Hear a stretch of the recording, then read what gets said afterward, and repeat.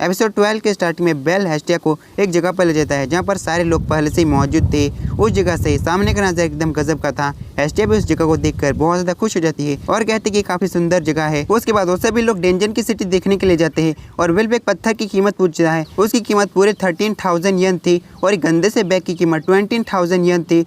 और बेल कहते कि हेस्टिया कहाँ पर है। हेस्टिया एक परफ्यूम की दुकान पे गई थी एक परफ्यूम खरीदने के लिए और तभी यहाँ पर वो तीनों बंदे आ जाते हैं जिसने बार में रियो को छोड़ा था। बंदा कहता है कि तो बार वाला बच्चा है, तू यहाँ पर क्या कर रहा है, इस बार हम तुम्हें नहीं छोड़ेंगे। उस बंदे का साथी कहता है कि स्वॉर्ड प्रिंसेस के साथ है और ये सुनने के बाद वो तीनों वहाँ से निकल जाते हैं। वैसे उस बंदे का नाम मोल्डो होता है। उसके बाद हेस्टिया परफ्यूम को खरीद कर बहुत ज़्यादा खुश होती है और लड़के कहते हैं कि उसके बाद हम लोग नहाने के लिए जाएंगे। हेरमस बेल के पास आता है और कहते हैं कि मेरे साथ चलो, मुझे तुमसे बातें करनी है। और वहाँ पर जैन भी होता है और जैन जब बेल को देखता है, जैन कहते हैं कि वो यहाँ पर क्या कर रहा है, मुझे जल्दी से बताओ। हेरमस बेल को एक जंगल में ले जाता है और एक पेड़ के ऊपर चढ़ने के लिए कहता है। उस पेड़ के ऊपर से नीचे सारी लड़कियाँ नहा रही थी। हेरमस कहता है कि यहाँ से हम सब कुछ देख सकते हैं और बेल कहते हैं कि गलत बात है, लेकिन हेरमस कहता है कि ये मर्दों के रोमांस का हिस्सा होता है। और बेल के ग्रैंडपा ने भी बेल से यही कहा था, ये मर्दों के रोमांस का हिस्सा होता है। लेकिन गलती से बेल पानी में ही गिर जाता है और दोनों लड़के कहते कि आर्गोनॉट, हमें लगा था कि तुम शरीफ बंदे हो पर तुम तो काफ़ी ठरकी निकले। और हेस्टिया कहते कि तुम बेवकूफ़ हो बेल। और बेल पीछे मुड़ता है और पीछे स्वॉर्ड प्रिंसेस भी नहा रही थी।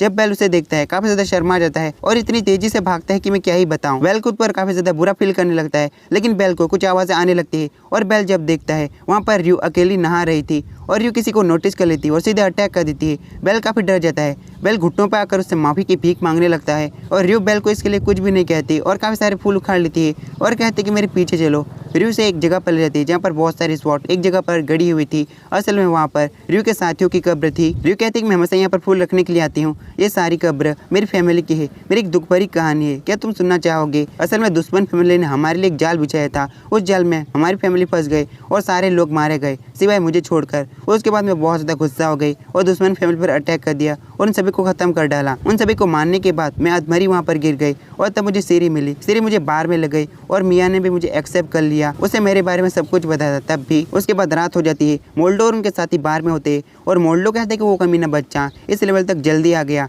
हम लोगों ने बहुत सालों तक मेहनत की तब जाकर इस लेवल पर आ गए, उसने बस हमारा मजाक बना कर रख दिया है, हम उसे बताएंगे हम क्या कर सकते हैं। सीन चेंज होता है। जैन बेल पर बहुत ज़्यादा गुस्सा कर रहा था और कहते हैं कि जहाँ पर मुझे आइस को नंगा दिखना था वहाँ पर तूने दिख लिया, मैं तुझे छोड़ूंगा नहीं। दो लड़के आती है और जैन को पीछे खींचने लगती है और कहती है कि इसमें सारी गलती हेरमस की है और साथ ही आसमी ने हेरमस को सजा भी दी है। और बेल के पास आई जाती है और कहती है मैं पहली पार्टी के साथ जा रही हूँ, तुम दूसरी पार्टी के साथ आने वाले हो ना। और बेल कहती है कि ठीक है, अपना ख्याल रखना। और आइस भी कहते हैं कि तुम भी अपना ख्याल रखना। उन दोनों की बातों को हेस्टिया छुपकर सुन रही थी और बहुत ज़्यादा जल रही थी। हेस्टिया परफ्यूम लगाने लगती है और कहते हैं कि बेल को उस लड़की में आखिर क्या ही दिखता है। और तभी इनविजिबल बंदा हेस्टिया को पकड़ लेता है और जब बेल अपने टेंट में जाता है बेल को एक लेटर मिलता है और एक परफ्यूम मिलता है। बेल जब लेटर पढ़ता है दौड़ते हुए कहीं पर जाने लगता है और उसे भागते हुए वो का देख लेता है। लेटर में लिखा था तुम्हारी गॉडेस हमारे पास से, अगर उसे तुम बचाना चाहते हो तो सेंट्रल फॉरेस्ट के पास जाओ बिल्कुल अकेले। और हेस्टिया को मोल्डो के साथ ही नहीं पकड़ा था। बेल उस जगह पर पहुंच जाता है और मोल्डो कहते हैं कि हम दोनों यहाँ पर फाइट करने वाले हैं और बीच में कोई भी नहीं आएगा और एक शर्त है, जो जीतेगा वो दूसरे से कुछ भी मांग सकता है, अगर मैं जीता तो तुम्हारे सारे इक्विपमेंट मेरे हो जाएंगे। और बेल कहता है कि अगर मैं जीता तो गॉडेस को वापस करना होगा और मोल्डो इसके लिए मान जाता है। और फाइट स्टार्ट होने के साथ एक क्रिस्टल पर अटैक आता है और क्रिस्टल काफी सारे टुकड़ों में बढ़ जाता है और मोल्डो वहाँ से गायब हो जाता है। मोल्डो के पास इनविजिबिलिटी की पावर थी। मोल्डो बेल की बहुत ज़्यादा पिटाई करने लगता है और बेल तो उसे देख ही नहीं सकता तो फाइट कैसे ही करेगा। मोल्डो से एक जोरदार पंच मारता है और दूसरे बंदे के पास भेज देता है। वो बंदा कहता है कि हमें एंटरटेन करो, इतनी जल्दी हार मत मानना, और लात मारकर आगे कर देता है और मोल्डो उसकी दोबारा से पिटाई करने लगता है। बेल वहीं पर गिर जाता है। ऊपर से हेरमस और आसपी सब कुछ देख रहे थे। आसपी कहते हैं कि तुम्हारे तो अजीब शौक है और हेरमस कहते हैं कि बेल को इंसानों की दूसरी साइड को भी देखना चाहिए। लेकिन तब तक यहाँ पर ओका आ चुका था बेल की हेल्प करने के लिए। फिर सीन चेंज होता है। हेस्टिया के पास जो बंदे होते हैं वो दोनों बंदे कहते हैं कि वहाँ पर कुछ चल रहा है, हमें जाना चाहिए, और हेस्टिया को छोड़कर वहाँ से चले जाते हैं। हेस्टिया बस चिल्लाती ही रह जाती है। तभी हेस्टिया के पास एक रैबिट आता है। हेस्टिया डर जाती है पर वो रैबिट असल में लिली होती है। लिली कहती है कि ये मेरी पावर है, तुमने जिस परफ्यूम में पैसे बर्बाद किए थे ना, इस वजह से तुम बच गई हो, और साथ ही हेस्टिया को बचा लेती है। दूसरी तरफ बेल के सारे साथी और मोल्डो के सारे साथी आपस में फाइट कर रहे थे। एक बंदे की वजह से विल्प की वो चीज गिर जाती है जिसे उसे हेपेस्टस ने दिया था। बेल मोल्डो से लगातार पिटाई खा रहा था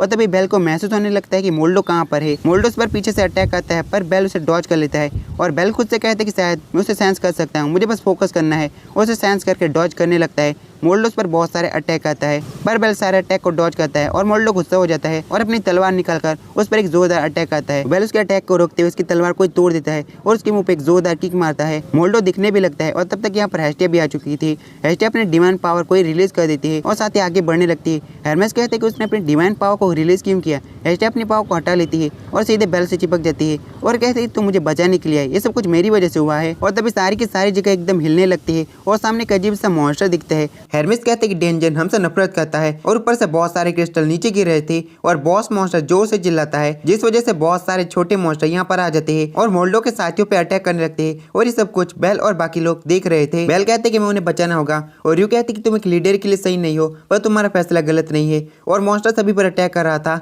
और मोल्डो को एक मिनोटर मारने वाला था, लेकिन तभी बेल आ जाता है और मिनोटर को खत्म कर देता है। लिली मोल्डो को घसीटते हुए एक जगह पर ले जाती है और कहते कि बेल अच्छे है जो तुम्हें बचा रहे हैं, और मोल्डो को चिढ़ा कर निकल जाती है। फिर सीन चेंज होता है, बाकी सारे एडवेंचर्स सिटी के अंदर होते हैं। आस पे आकर कहती कि सारे वेपन्स और एडवेंचर को इकट्ठा कर लो, फ्लोर के बॉस को मारना पड़ेगा। और एक बंदा कहती क्या तुम पागल हो गई हो, फ्लोर का बॉस बहुत ज्यादा ताकतवर है, उसे मारना नामुमकिन है। और आस पे कहते कि फ्लोर से बाहर जाने का रास्ता पूरी तरह से बंद हो चुका है, तो हमारे पास फाइट करने के अलावा कोई भी रास्ता नहीं है। और बंदा कहते कि ठीक है, मैं सारे एडवेंचर्स को इकट्ठा कर लेता हूँ। उसके बाद सारे के सारे एडवेंचर अपने वेपन को लेकर बिल्कुल तैयार हो जाते हैं। रियो अकेली बॉस से फाइट कर रही थी, ओका और मिकोटो भी अटैक कर देते हैं, लेकिन मॉन्स्टर को ज्यादा कुछ भी नहीं होता। मॉन्स्टर साउंड वेव से अटैक करने वाला होता है, तभी वेल्फ आता है और मैजिक को काउंटर कर देता है, जिस वजह से मॉन्स्टर के होठ पूरी तरह से जल जाते हैं। रियो कहते कि ये कोई आम फ्लोर का बॉस नहीं है, ये लेवल 5 का मॉन्स्टर है। आसपी रियो से कहते कि सिटी के लोग अपनी पावर का इस्तेमाल करने वाले हैं, हमें बॉस को फटकाना होगा। उसके बाद सिटी के लोग उस पर अटैक करेंगे। आसपी भागने लगती है और कहते कि बॉस तो मेरे ही पीछे है, और बाकी सारे छोटे मोटे एडवेंचर्स छोटे मोटे अटैक करने लगते हैं। एक आंख वाले बंदे को बॉस का अटैक लग जाता है, उसने अपने शील्ड को आगे कर लिया था और बाकी मैजिशियन ने उसे बचा लिया था। एक आंख वाला बंदा कहते कि सभी लोग बॉस के ऊपर टूट जाओ, हम लोगों ने एक साथ कभी काम नहीं किया, एक दूसरे के रास्ते में मत आना। और बेल एक बंदे को बचाने के लिए उठाकर विल्फ के ऊपर फेंक डालता है और साथ ही बॉस के पैर पर बड़े बड़े कर्ज लगा देता है और बॉस चिल्लाने लगता है। मैजिशियन एक पावरफुल अटैक करने वाले थे और मैजिशियन चिल्लाकर कहते कि सब लोग साइड में हट जाओ, हम लोग एक पावरफुल अटैक करने वाले हैं, और साथ ही एक अटैक कर देते हैं और वो वाला अटैक बहुत ज्यादा पावरफुल होता है। बॉस के पैर जम जाते हैं और उसका ब्लड निकलने लगता है, बॉस का जबड़ा भी टूटकर नीचे गिर जाता है और बॉस घुटने पे आ जाता है। एडवेंचर कहते हैं कि एक ही अटैक में उसे खत्म कर डालते हैं, ये काफी ज्यादा घायल है। लेकिन तभी बॉस खड़ा हो जाता है और खुद को रिजनरेट करने लगता है और खुद को हील करने के बाद वो एक जोरदार अटैक करता है और बहुत सारे एडवेंचर्स घायल हो जाते हैं। उसके बाद रियो और आस्पी कहते हैं कि हम बॉस से फाइट करते हैं, पहले तुम छोटे मॉन्स्टर से फाइट करो और उन्हें खत्म कर डालो। आस्पी कहती कि रियो पास रहकर फाइट मत करो, इससे तुम्हें खतरा होगा। और एक जोरदार जंप मारते हैं और एक जोरदार अटैक करते हैं। उस अटैक से बॉस का कंधा कट जाता है और कुछ ही देर में रिजनरेट भी हो जाता है। मॉन्स्टर हर जगह पर सोनिक वेव से अटैक कर रहा था। एक अटैक ओका के पास भी लगता है, ओका के पास एक लड़की आती है और उसे एक शील्ड देती है और बेल का अजीब तरीके से चमक रहा था। मॉन्स्टर सीधे बेल पर अटैक करने वाला होता है और बेल भी अपना अटैक करता है। उन दोनों के अटैक टकराते हैं और बेल का अटैक बहुत ज्यादा पावरफुल था, बॉस का पूरा सर उड़ जाता है। लेकिन बॉस के पास रिजनरेशन की पावर थी, वो खुद को हील करता है और बेल पर एक अटैक करता है और एक जोरदार पंच मारता है। लेकिन साथ ही सामने ओका आ जाता है और बेल को बचा लेता है। बेल और ओका बच तो गए थे, लेकिन वो दोनों ही बेहोश हो गए थे। हेस्टिया और बाकी लोग बेल और ओका के पास होते हैं। हेस्टिया कहते हैं मुझे पूरा यकीन है बेल उठ जाएगा और मॉन्स्टर को जरूर हरा देगा, बेल के पास बहुत ज्यादा पावरफुल मैजिक है, मुझे बेल पर यकीन है। बेल बेहोश तो था, लेकिन सभी की बातें सुन पा रहा था। बेल खुद से कहता है कि मुझे उठना ही होगा, मुझे अपनी गॉडेस के लिए उठना होगा और सभी को बचाने के लिए उठना होगा। और तभी हेरमेस आता है और कहते हैं कि असली हीरो वो नहीं होता जिसने तलवार उठाई हो या फिर शील्ड पकड़ी हो या फिर दूसरों को ठीक कर सकता है। असली हीरो वो होता है जो खुद को जोखिम में डालता है और दूसरों को बचाता है। और बेल के ग्रैंडपा ने बेल से यही कहा था और बेल उठ जाता है और अपने वेपन को पकड़कर मॉन्स्टर की तरफ बढ़ने लगता है। बेल का वेपन चमकने लगता है और बेल का हाथ भी। रियो अपनी फुल स्पीड से मॉन्स्टर पर अटैक कर रही थी और मिकोटो अपना स्पेशल मैजिक इस्तेमाल करने वाली थी। बेल भी मॉन्स्टर पर अटैक करने के लिए आगे बढ़ता है। आस्पी खुद से कहते हैं कि मुझे भी कुछ कर दिखाना पड़ेगा और अपने विंग निकाल लेती है और उड़ने लगती है और मॉन्स्टर के मुंह पे अटैक करती है। रियो भी उड़ने लगती है और अपना special attack luminous wind use करती है। मॉन्स्टर के तो पूरे पटाखे बजने लगते हैं, लेकिन मॉन्स्टर रियो को एक जोरदार पंच मारता है और दूर फेंक डालता है और मिकोटो ने भी अपना मैजिक पूरा कर ही लिया था। मिकोटो अपना स्पेशल मैजिक यूज करते हुए मॉन्स्टर को ग्रेविटी बैरियर में बंद कर लेती है। रियो ने आस्पी को उठाया हुआ था। रियो कहती कि ये तो एक ग्रेविटी बैरियर है, लेकिन मिकोटो उस ग्रेविटी बैरियर को ज्यादा देर तक नहीं टिका पाती और ग्रेविटी बैरियर टूट जाता है, मॉन्स्टर आजाद हो जाता है। और तब तक यहाँ पर विल्फ भी आ चुका था। वेल के पास वही वेपन होता है जो उसे हेफेस्टस ने दिया था। वेल पे अपना पावरफुल अटैक आता है, उसका नाम था फायर मून। वेल का वो मैजिकल वेपन भी टूट जाता है और वेल नीचे गिरने लगता है, लेकिन आस पे आकर वेल को बचा लेती है। वेल के अटैक से मॉन्स्टर घायल तो हुआ था, लेकिन वो खुद को रिजनरेट कर लेता है और बेल और उसका वेपन पूरी तरह से चमकने लगते हैं। बेल दौड़ने लगता है और एक जोरदार मॉन्स्टर पर स्ट्राइक लगाता है। अटैक से बहुत सारी रोशनी निकलती है और जब रोशनी खत्म होती है सब लोग मॉन्स्टर को देखकर बहुत ज्यादा चौंक जाते हैं, क्योंकि बेल के अटैक से मॉन्स्टर का ऊपर का पूरा शरीर डिस्ट्रॉय हो गया था और मॉन्स्टर के बिल्कुल बीचों बीच एक बहुत बड़ा क्रिस्टल था।